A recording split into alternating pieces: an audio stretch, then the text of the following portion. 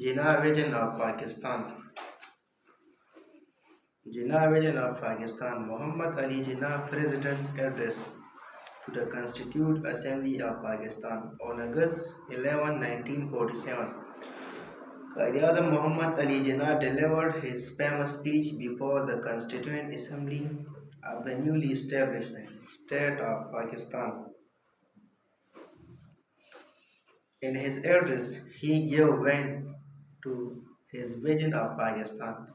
He dwelt on the primary function and responsibilities of the Virgin Constant Assembly, warned against certain evils that might befall the new country, and spoke in defense of the partition of India. His speech is as follows: Mr. President, ladies and gentlemen, I cordially thank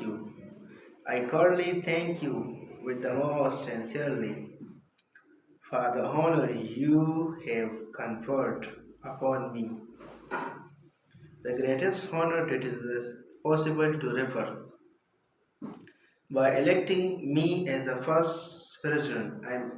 Think I also think those leaders who have speak in appreciate of my service. Their response personal reference to me.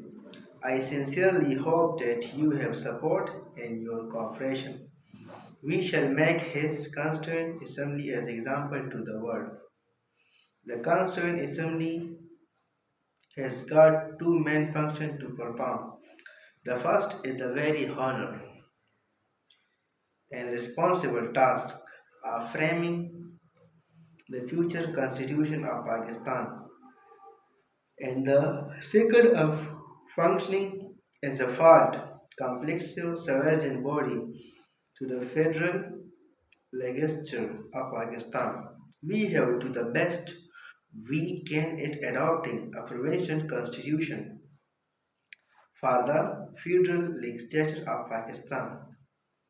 We have really that not only the we themselves we wondering, but I think the whole world is wondering at the unprecedented scientific revolution which has brought about the feat of creating and establishing two independent sovereign dominions in the subcontinent as it is.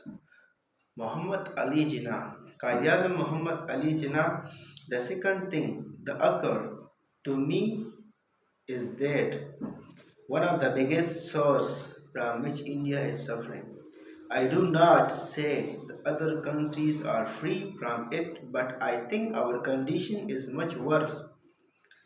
In bribery and corruption, that really in a poison, we must put that down in an iron hand, and I hope that you will be made as soon as it's possible for the assembly to do so.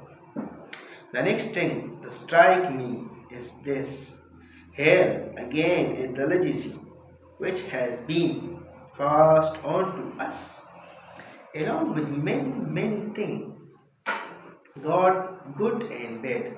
He arrives great evil, the evil of nepotism and jewelry. I want to make it quite clear. I, I shall never tolerate any kind of jewelry, nepotism, or any influence directly or indirectly brought to bear upon me.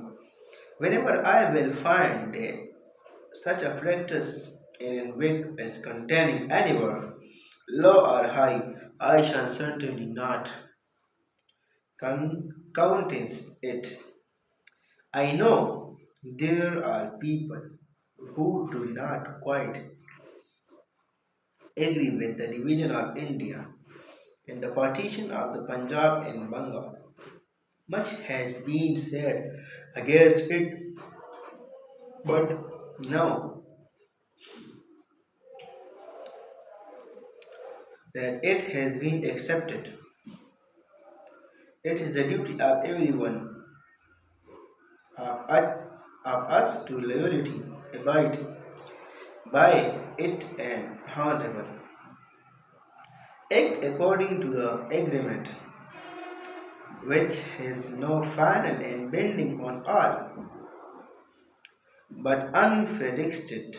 One can quite understand the feeling that exists between the two communities, wherein one community is the majority and other is the minority. But the question is, whatever it was possible or practicable to act otherwise, then what is the question is, whatever it was possible or practicable to act otherwise, that what has been done.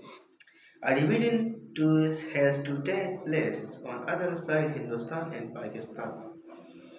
There are sections of people who may not agree with it,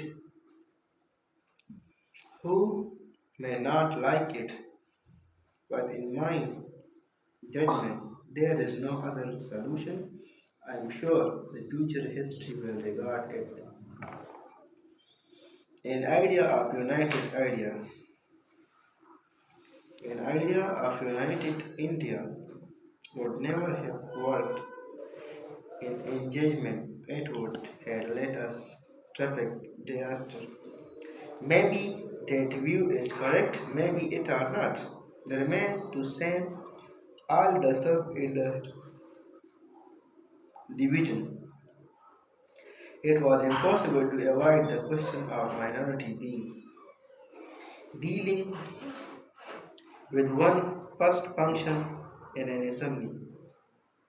I can't make anyone consider pronouncement at this moment, but I shall say a few things as they occur to me.